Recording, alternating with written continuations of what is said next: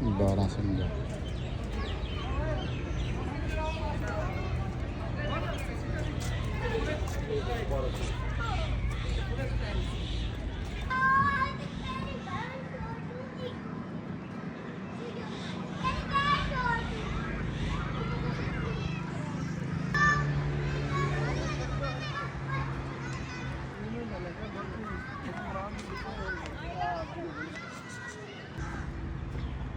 ज़्यादातर जानवर ना सोए हुए हैं यहाँ पे।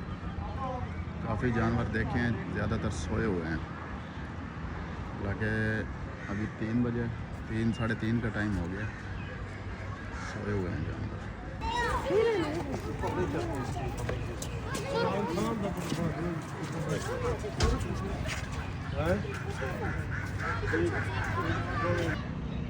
देखेंगे बत्तखें हैं, ये डक्स,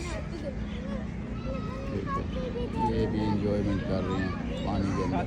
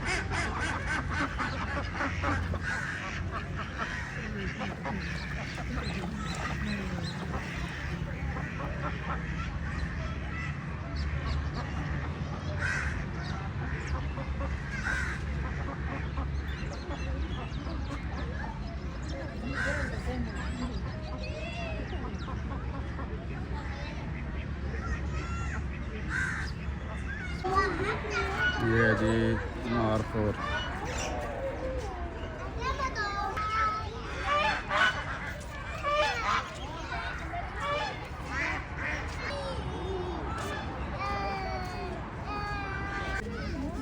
ये हिरन है।